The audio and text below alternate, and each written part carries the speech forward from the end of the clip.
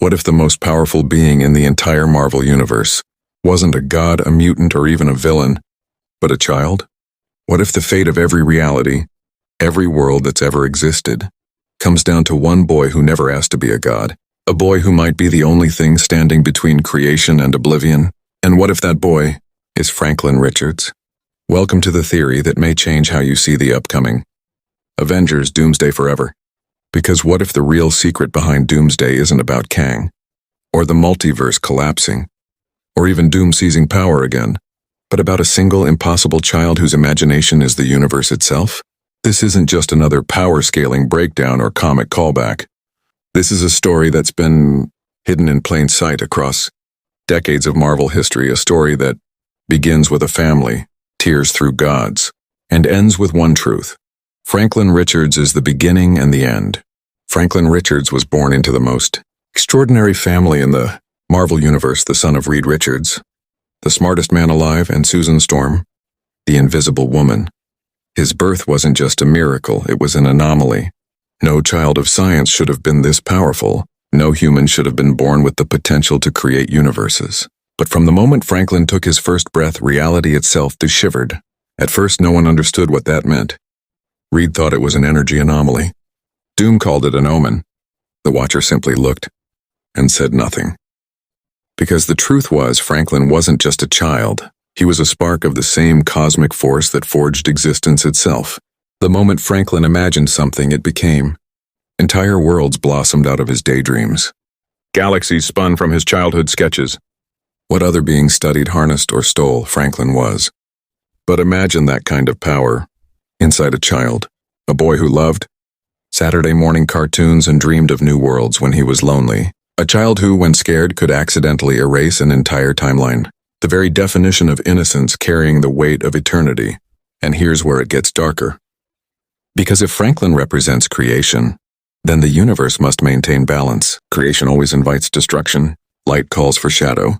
So for every spark of Franklin's imagination that births life, there must be something that hungers to devour it. That's where the seeds of Doomsday are planted.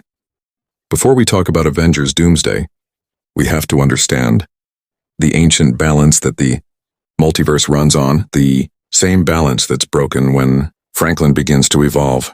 In the comics, Franklin's power grows beyond comprehension. Even celestials, the architects of galaxies, kneel before his creations.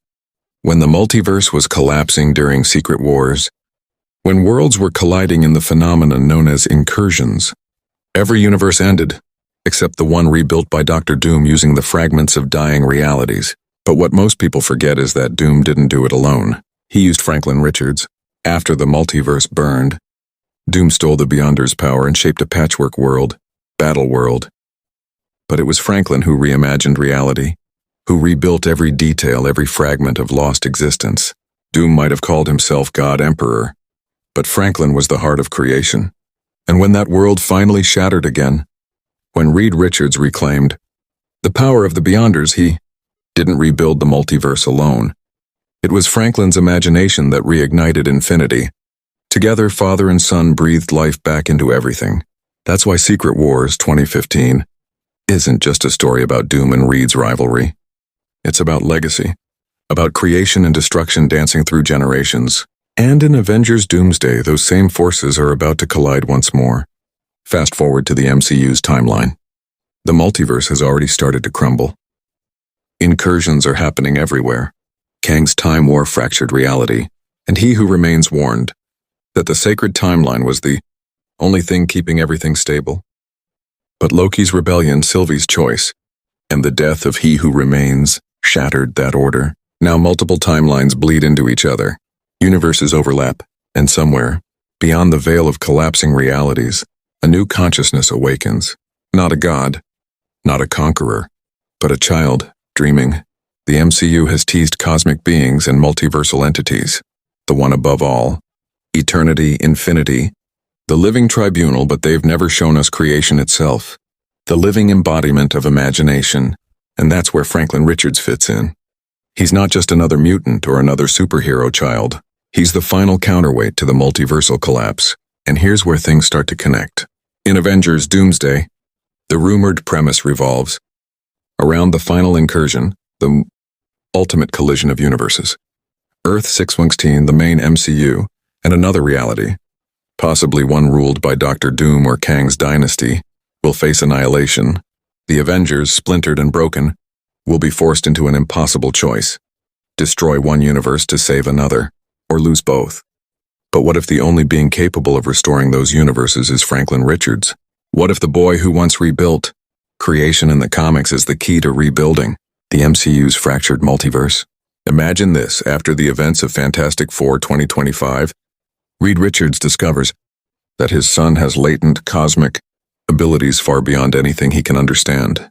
Doom, obsessed with power and control, sees Franklin as the ultimate weapon, the God engine that can rewrite existence itself.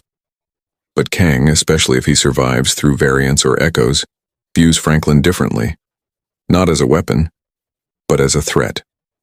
Because Kang's entire empire depends on the control of time and the predictability of causality, and nothing is less predictable than imagination. If Franklin can imagine new realities, Kang's entire timeline becomes meaningless. That means to Kang, Franklin isn't a child, he's a doomsday event. Now look at the title again, Avengers Doomsday. Everyone assumes doomsday means doom, or the end of the multiverse. But what if it's both? What if doomsday is literally the day Doom tries to control Franklin Richards, and in doing so, becomes the destroyer of creation itself? It all begins with a dream. Franklin dreams of a world collapsing, a burning sky, heroes turning to ash, and a voice whispering from the void, "You can fix it." He wakes terrified, sketches what he saw, and the paper burns. Reed dismisses it as cosmic energy interference, but Sue, his mother, knows. Because she's seen that look in Reed's eyes before, the look of fear masked as curiosity. Franklin's drawings start coming true, cities disappearing, stars shifting. It's as if his imagination is leaking into reality. Meanwhile, in another timeline, Dr. Doom senses the tremor. His machines detect unquantifiable creative energy, echoing from a child's mind. Doom smiles. "The universe births another god," he mutters, "and gods require masters."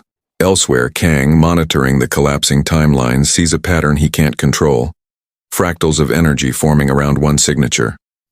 Every timeline he tries to prune, every reality he tries to stabilize, all collapse back to that same source: Franklin Richards. Kang, for the first time in millennia, panics, because this isn't time travel anymore. It's creation itself rewriting causality. That's when he decides Franklin must be contained or erased. Back on Earth, Reed struggles to understand his son. Every test, every scan reveals impossible readings. Franklin's mind operates on frequencies beyond the multiverse, beyond even the quantum realm. It's as if his consciousness stretches across realities simultaneously. Reed tries to suppress Franklin's powers using containment fields, but that only makes them unstable. The boy's dreams become storms of energy. In one vision, Franklin sees two Earths colliding, Avengers fighting Avengers, universes tearing at the seams, and a shadow watching from the ashes. That shadow wears a mask of steel. Dr. Doom arrives. He doesn't attack. He offers a solution. He tells Reed that Franklin's power is the key to ending the incursions, that with Doom's help they can save reality. Reed doesn't trust him, but Sue sees something Reed refuses to. Doom isn't lying. He truly believes he can save the world. But Doom's salvation always comes with a cost, because what Doom really wants is control of Franklin's mind. Here's where the emotional depth hits. Franklin isn't just a god. He's a boy who doesn't understand why he's dangerous. His family loves him, but they're afraid of him. The Avengers debate what to do. Some see him as hope, others as a ticking bomb. And Doom whispers the words every lonely child longs to hear: "You're special, Franklin." The world fears what it cannot control. "But I can teach you." And Franklin listens, because Doom doesn't treat him like a child. He treats him like a god. That's how it begins. The slow seduction of creation by destruction. Meanwhile, across the multiverse, the incursions worsen. The TVA is powerless. Loki watches in horror as timelines implode like dying stars. Kang in his citadel prepares for the final war. And somewhere in the cracks of reality, The Beyonders, those ancient architects of existence, begin to stir once again. Because Franklin's awakening is rewriting the rules they built. They whisper to Doom. They whisper to Kang. They whisper to anyone who'll listen. But only one man understands what they're really saying. The end is not coming. The end has already begun. And that end has a name. Franklin Richards. The story of Avengers. Doomsday may not just be about saving the multiverse, it may be about understanding it. The Avengers have faced alien invasions, gods, even Thanos with the Infinity Stones. But they've never faced something that isn't evil. Something that simply exists. How do you fight a child who doesn't want to destroy anything, but whose very imagination causes worlds to die? How do you save creation from itself? That's the impossible question at the heart of this theory. Because if Franklin represents infinite potential, then Doom represents control, and the Avengers represent hope caught in between. Kang's war, Doom's ambition, Reed's fear, and Franklin's awakening will collide in one inevitable moment. Doomsday.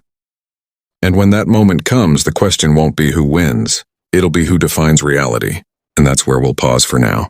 Because everything you think you know about Avengers Doomsday, about Kang, Doom and the multiverse, means nothing until you understand what happens when a god learns to dream, when a child's imagination becomes the weapon that could end or save existence itself. The true Doomsday isn't destruction, it's creation, unleashed. It begins in silence, not the kind of silence that's peaceful, but the kind that comes after a scream. The multiverse is cracking. Every timeline, every reality is shaking apart, folding in on itself like paper burning from both ends. And at the center of it all, a boy sits alone, staring at his hands, terrified of what they can do. Franklin Richards. The world sees him as salvation. Kang sees him as threat. Doom sees him as destiny. But Franklin? He just sees guilt. Because everywhere he dreams, something dies. Doom comes to him first. He always does. He appears not as a conqueror, but as a mentor, a father figure made of iron and wisdom. He shows Franklin the ruins of a dying reality, a world that could have lived if only someone had controlled their dreams. Creation without purpose, Doom says softly, is chaos.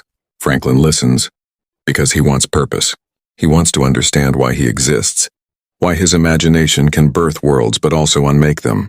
Doom tells him, because you are the universe's conscience. And like any conscience, you need guidance. Under Doom's watch, Franklin begins to learn control. Or at least, that's what Doom tells him. In truth, Doom is siphoning fragments of Franklin's creative energy, using it to build something in secret. A reality stabilizer powered by imagination itself. A god-forging machine. The Avengers don't know this yet. Reed suspects it. But he's too late, because even as Reed races across universes trying to understand the collapsing incursions, Doom has already found a way to harness Franklin's power, and the first result is horrifying. In one fractured corner of the multiverse, the earth of another reality begins to shimmer, then vanish. Not explode, not burn. It simply ceases to be, like a forgotten thought. When Reed tracks the energy signature, he sees Franklin's frequency within it. His own son erased a world. Reed confronts Doom. The confrontation is brutal. Two geniuses, two fathers, both believing they're saving reality. Doom argues that Franklin's chaos must be contained. Reed pleads that Doom's control will destroy his son's humanity. And in the background, Franklin watches, his emotions tearing through the cosmos, unknowingly collapsing timelines in waves of raw creation. Every tear that falls from Franklin's eyes births a new universe. Every heartbeat destroys another. And the Avengers begin to see the truth. The multiverse isn't dying from war or technology. It's dying from emotion, from fear, from guilt, from a boy trying to be good. Meanwhile, Kang the Conqueror stands atop his Chronopolis fortress, gazing into the web of timelines he once ruled. Now they're unspooling like threads. For the first time in eons, Kang's predictions fail him. He sees new branches appearing faster than he can prune them. Infinite futures blooming from a single source. Franklin Richards. To Kang, this is not divinity, it's disease. He convenes with his variants, the Council of Kangs, a multiversal parliament of conquerors, and they agree on one thing. The Richards boy must be neutralized. Not killed, not erased, reset. His existence is too deeply woven into the structure of creation. To remove him would unravel everything. But to reset him, to make him forget what he is that might restore balance. Kang's plan is as ruthless as it is brilliant. Using stolen TVA technology and the remnants of He Who Remains temporal loom, Kang builds a prison that exists outside time. The Null Zone. A void where imagination cannot reach, where thought itself freezes. His army prepares to invade Doom's stronghold and seize the boy. What Kang doesn't know is that Doom has foreseen this. Back on Earth, the Avengers gather in the ruins of what was once the Baxter Building. Reed, broken but unyielding, warns them, if Doom controls Franklin, he controls everything. Strange understands the stakes. You mean he becomes God again? Reed doesn't answer. He just looks away. Tony Stark, still a ghost in digital form after transferring his consciousness into a nanite network, analyzes the collapsing realities. These incursions aren't random, he says. They're emotional responses. Someone's feelings are rewriting the rules of physics. Thor frowns. Then the child must learn to master his heart. But Captain Marvel shakes her head. He's not just a child anymore. He's a cosmic event. If we wait, there won't be anything left to save. The Avengers divide. Half want to destroy the source before Doom weaponizes it. The others, led by Strange and Reed, believe they must save Franklin, no matter the cost. That's when the sky rips open. Doom descends with Franklin at his side, hovering calm, almost divine. His eyes glow with the light of creation. The world bends around his gaze. Doom declares, Avengers, your era ends today. The age of chaos is over. The age of order begins. And for the first time, the Avengers face not a villain, but a god who doesn't know he's won. The battle that follows is unlike anything the MCU has seen. Reality itself becomes the battlefield. Every strike from Thor becomes a lightning storm across universes. Every spell from Strange fractures time into kaleidoscopic shards. Every pulse from Franklin's subconscious spawns new versions of the heroes. Echoes. Duplicates, shadows of what they could have been. Iron Man fights dozens of himself from alternate timelines. Captain Marvel splits into light and antimatter. Strange conjures a portal that loops endlessly, trapping half the battlefield in repeating seconds. And in the eye of the storm stands Franklin, terrified, trembling, whispering, I didn't mean to.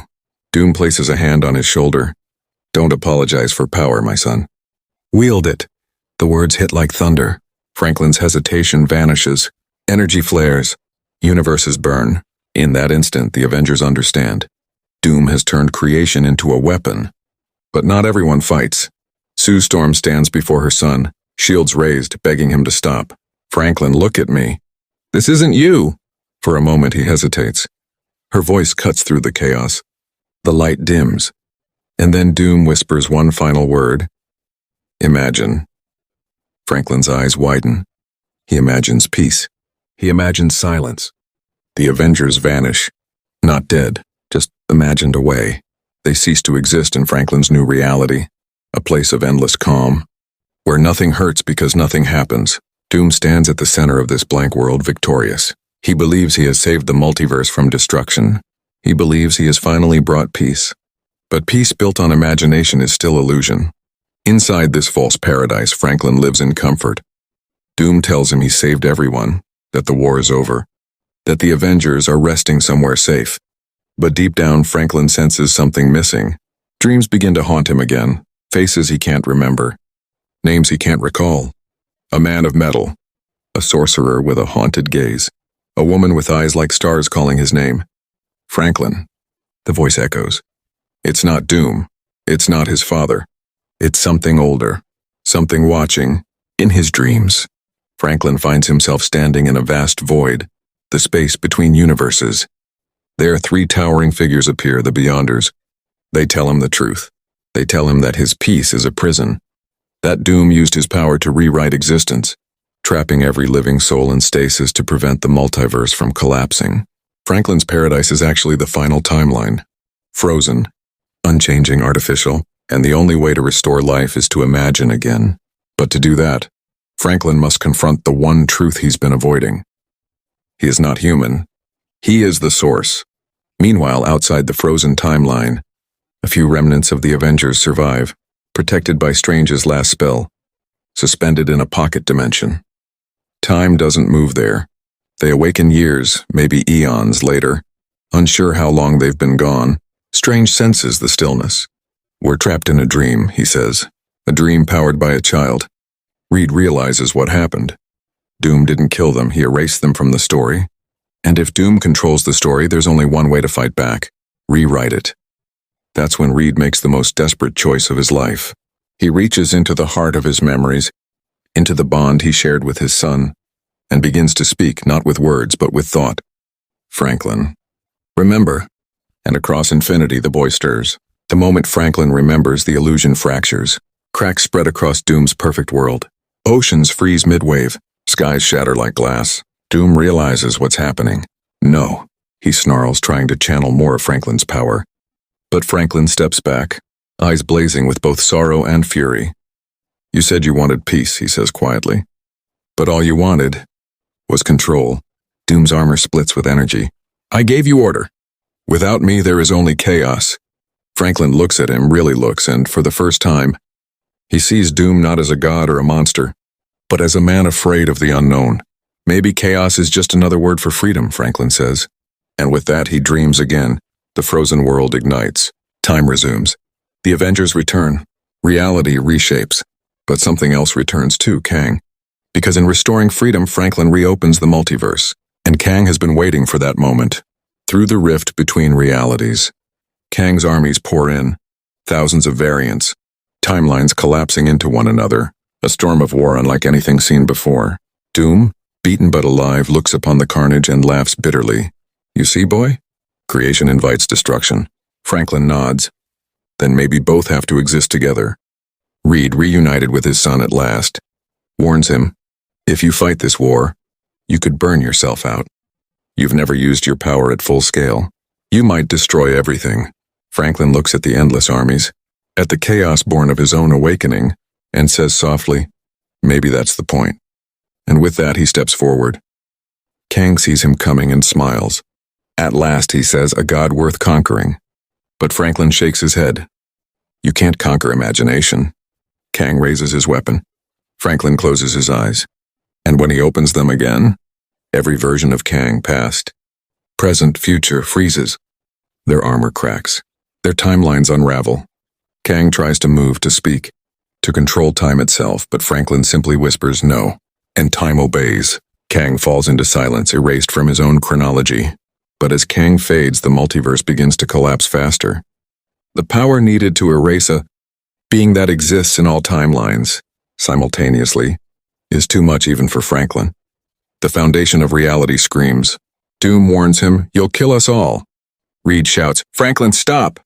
But Franklin looks beyond them, to the stars breaking, to the infinite worlds fading like sparks in the dark, and says quietly, I can't stop. I have to finish it. His eyes flare like newborn galaxies. The Avengers look on as space itself bends toward him, collapsing into a singular point of light. And in that light, something speaks. Not Doom, not Kang, not even Franklin. Something older. A voice that sounds like every heartbeat in existence. Do you finally understand, child? Franklin trembles. Who are you?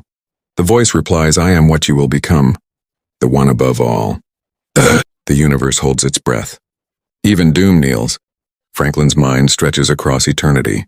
He sees every life, every timeline, every choice. He sees himself as a child, as a god, as a dream. He understands now he is not a mistake or a weapon. He is imagination itself. But even imagination needs balance. And to restore that balance, Franklin must choose, recreate the multiverse again.